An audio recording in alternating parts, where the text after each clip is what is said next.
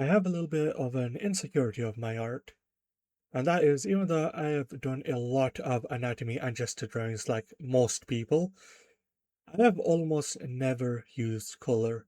I mean, these are some of my pieces that have used color before, so it's not like I've never done it before, but it's not really anything special. As you can clearly see, there's no real structure to the shadows or highlights, so I took it upon myself to learn about color and see how I can actually improve.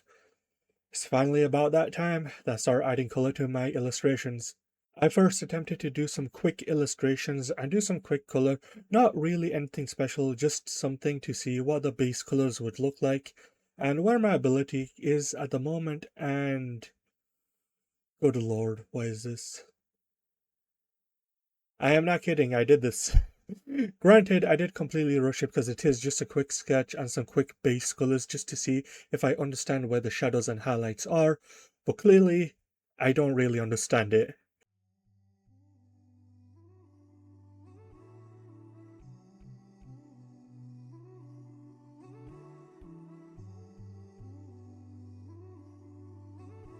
So okay, from there I did a little bit of research into other artists.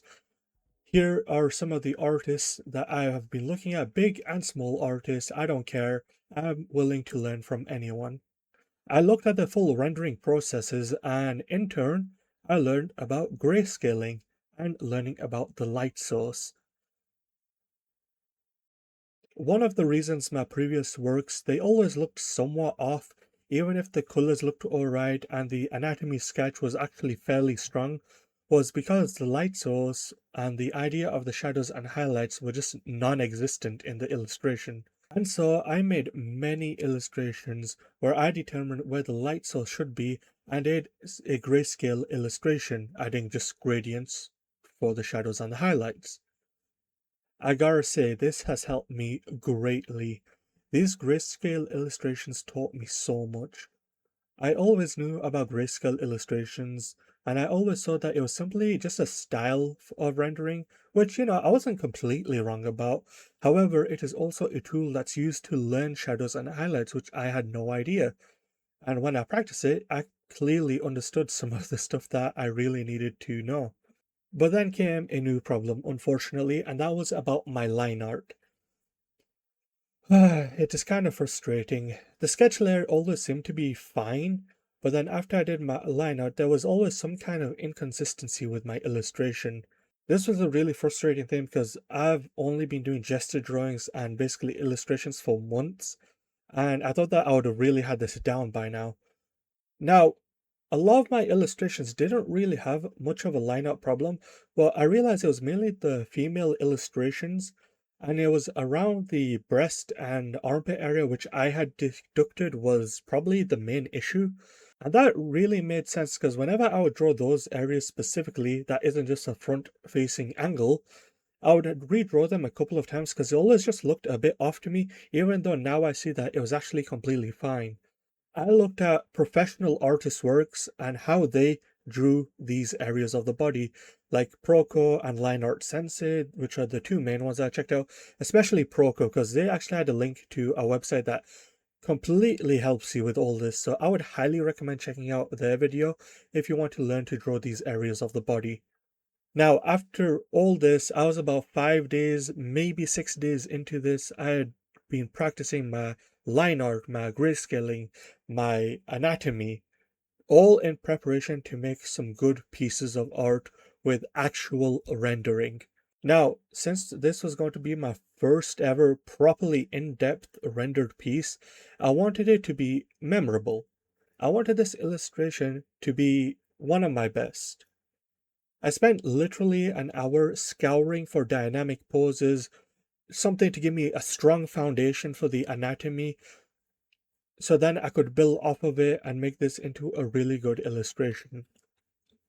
I spent a good hour on the sketch layer, making sure everything was perfect. Even looking at some armor on a Pinterest just to see what I can add, some sort of weapon that I wanted this character to use. I continue to illustrate. I even did a grayscale illustration of this before adding in the color, just so that I could get the light source properly and show the shadows clearly. And there I was adding color. I even added in Gaussian blur and added in some halftones to give this illustration some more texture. I made sure that the background wasn't too much of a blend with the hair color. And there I was, finally, with my piece. I think I can say that I'm happy with this.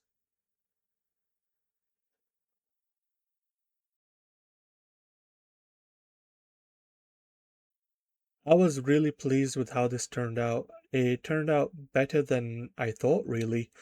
I didn't know that I could do this in just such a short amount of time, but that just goes to show you what a little bit of effort can do for you, I guess. Now, since then, I did draw a few more illustrations and did try to, do a little bit more, but I was so exhausted after doing this one. This one took, I think, a couple of hours. And then, yeah, so I think I was just a little bit out of it. It was very late, I think like 2 a.m. when I did these other illustrations. So you can definitely see some inconsistencies, but overall, I think you can determine where the light source is for these illustrations, and you can tell that the color actually makes a little bit of sense. I am very glad that I did this. I am so much more confident with my color. Obviously, there's a lot of work that needs to still be done, and I am willing to put in the work. But yeah, stay tuned. I do have many more videos coming soon. I have been working really hard the last few weeks. So yeah, I'll see you guys in the next one.